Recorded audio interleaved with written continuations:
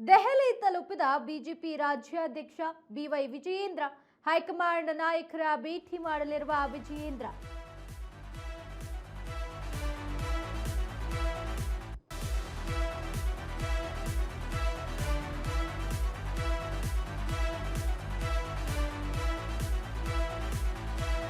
Ballari ಪಾದಯಾತ್ರೆಗೆ permission ಕೇಳಲಿರೋ B Y Vijayendra ಕಳೆದ ವಾರ ಪಾದಯಾತ್ರೆಗೆ plan ಮಾಡಿದ್ರು.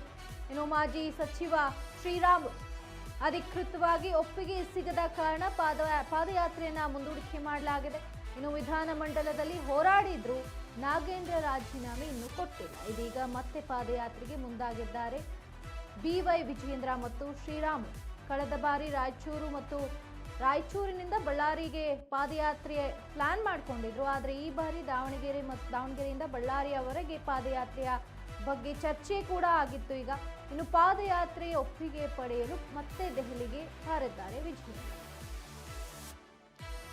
ಎಸ್ಬಿ ನಾಗೇಂದ್ರ ರಾಜೀನಾಮೆಗೆ ಬಿಜೆಪಿ ನಾಯಕರು ತಡೆತಟ್ಟಿ ನಿಂತಿದ್ದಾರೆ.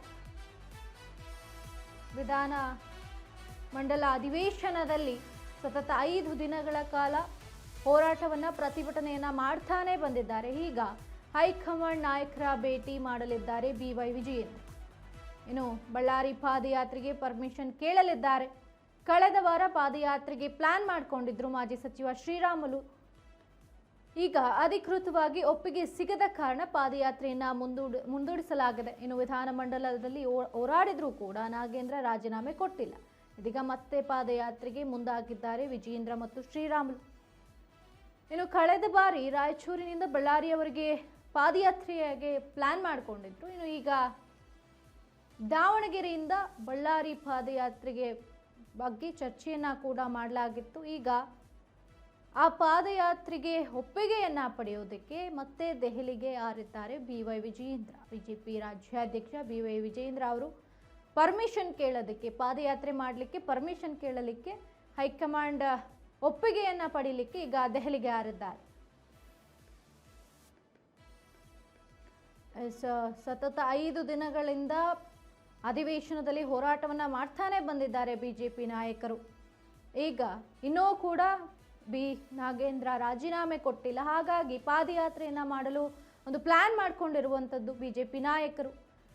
ದಾವಣಗೆರೆಯಿಂದ ಬಳ್ಳಾರಿಯವರೆಗೆ ಪಾದಯಾತ್ರೆಯ ಬಗ್ಗೆ ಚರ್ಚೆ ಕೂಡ ಮಾಡಲಾಗಿತ್ತು. ಇನ್ನು ಆ ಪಾದಯಾತ್ರೆಯ ಒಪ್ಪಿಗೆಯನ್ನ ಪಡೆಯೋದಕ್ಕೆ ಈಗ ದೆಹಲಿಗೆ ಹಾರಿದ್ದಾರೆ ಬಿವೈ ವಿಜಯೇಂದ್ರ. ದಾವಣಗೆರೆಯಿಂದ ಬಳ್ಳಾರಿಯವರೆಗೆ ಪಾದಯಾತ್ರೆಗೆ ಪ್ಲಾನ್ ಮಾಡಿಕೊಂಡಿರುವಂಥದ್ದು ಬಿಜೆಪಿ ನಾಯಕರು. ಇನ್ನು ಈ ಪ್ಲಾನ್ ಒಪ್ಪಿಗೆಯನ್ನ ಪಡೆಯೋದಕ್ಕೆ, ಹೈಕಮಾಂಡ್ ಪರ್ಮಿಷನ್ ಪಡೆಯೋದಕ್ಕೆ ಮತ್ತೆ ದೆಹಲಿಗೆ ಹಾರಿದ್ದಾರೆ ಬಿಜೆಪಿ ರಾಜ್ಯಾಧ್ಯಕ್ಷ ಬಿವೈ ವಿಜಯೇಂದ್ರ. ಈ ಬಗ್ಗೆ ಹೆಚ್ಚಿನ ಮಾಹಿತಿನ ನೀಡಲಿದ್ದಾರೆ ಹರ್ಷವರ್ಧನ್. ಹರ್ಷವರ್ಧನ್, ಈಗಾಗಲೇ ನಾಗೇಂದ್ರ ಅವರ ರಾಜೀನಾಮೆಯನ್ನ ಕುರಿತು ಸಾಕಷ್ಟು ಬಿಜೆಪಿ ನಾಯಕರು 5 ದಿನಗಳಿಂದ ಒಂದು ಹೋರಾಟವನ್ನ ಮಾಡ್ತಾನೆ ಬಂದಿದ್ದಾರೆ ಅಧಿವೇಶನದಲ್ಲಿ. ಈಗ ದಾವಣಗೆರೆಯಿಂದ ಬಳ್ಳಾರಿವರೆಗೆ ಪಾದಯಾತ್ರೆಯನ್ನ ಮಾಡುವಂತಹ ಪ್ಲಾನ್ ಕೂಡ ಮಾಡಿಕೊಂಡಿರುವಂಥದ್ದು. ಈಗ ಪರ್ಮಿಷನ್ಗಾಗಿ ದೆಹಲಿಗೆ ಬಿವೈ ವಿಜಯೇಂದ್ರ ಹೊರಟಿದ್ದಾರೆ. ಏನಿದೆ ಅಪ್ಡೇಟ್ಸ್?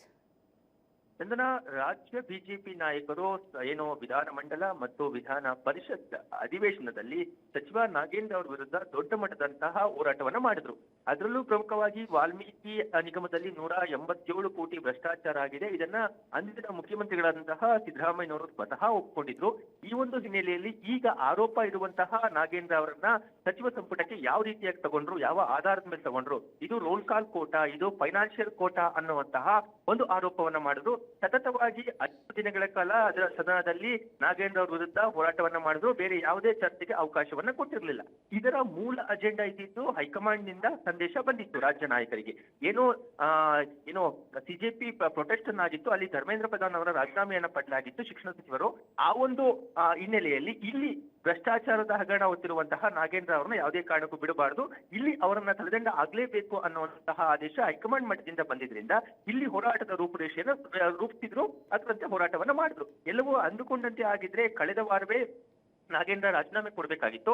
ಆದ್ರೆ ಕಾಂಗ್ರೆಸ್ ಪಕ್ಷ ಒಂದು ರೀತಿಯಾದಂತಹ ಏನು ನಾಗೇಂದ್ರ ಅವರನ್ನ ರಕ್ಷಿಸುವಂತಹ ಕೆಲಸ ಮಾಡ್ತಿರೋ ಹಿನ್ನೆಲೆಯಲ್ಲಿ ಇದನ್ನ ಮನಗಂಡಂತ ಹೈಕಮಾಂಡ್ ನಾಯಕರಾಗಿರ್ಬೋದು, ರಾಜ್ಯ ನಾಯಕರಾಗಿರ್ಬೋದು ಒಂದು ದೊಡ್ಡ ಮಟ್ಟದ ಪಾದಯಾತ್ರೆಯನ್ನ ಮಾಡಿ ಅನ್ನುವಂತಹ ಸೂಚನೆ ಕೊಟ್ಟಿದ್ರು.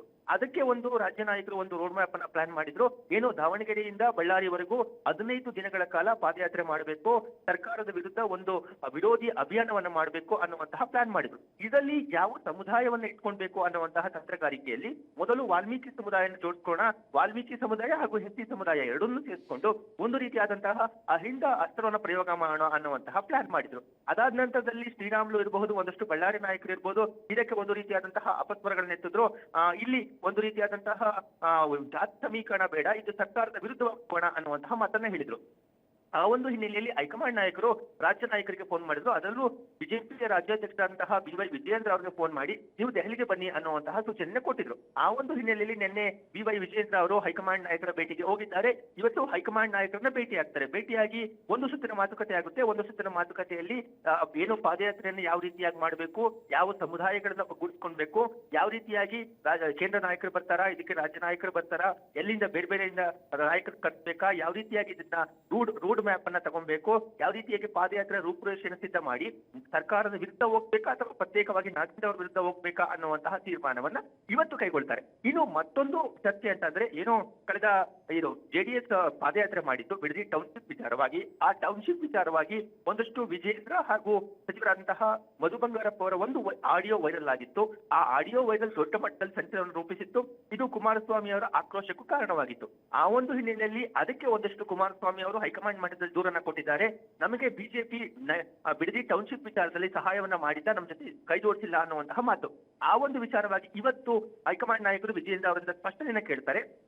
ಏನೋ ಮುಂದಿನ ದಿನಗಳಲ್ಲಿ ನಾಗೇಂದ್ರ ಅವರ ಪಾದಯಾತ್ರೆ ವಿಚಾರದಲ್ಲಿ JDS ಯಾವ ರೀತಿಯಾಗಿ ಸಪೋರ್ಟ್ ಕೊಡಬೇಕು, JDS ನ ಬೆಂಬಲ ಯಾವ ರೀತಿ ಇರುತ್ತೆ ಅನ್ನುವಂತಹ ಒಂದಷ್ಟು ವಿಚಾರಗಳು ಇವತ್ತು ಚರ್ಚೆ ಆಗ್ತವೆ.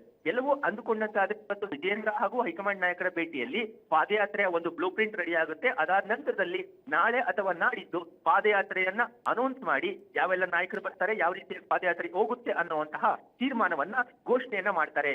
ಚಂದನ. ಧನ್ಯವಾದ ಹರ್ಷವರ್ಧನ್ ನಿಮ್ಮೆಲ್ಲ ಮಾಹಿತಿಗಾಗಿ. ವಿಧಾನಮಂಡಲದಲ್ಲಿ ಹೋರಾಡಿದ್ರು ಕೂಡ ನಾಗೇಂದ್ರ ಇನ್ನೂ ಕೂಡ ರಾಜೀನಾಮೆ ಕೊಟ್ಟಿಲ್ಲ. ಹಾಗಾಗಿ ಪಾದಯಾತ್ರೆಯನ್ನು ಹಮ್ಮಿಕೊಂಡಿದ್ದಾರೆ ಬಿಜೆಪಿ ನಾಯಕರು.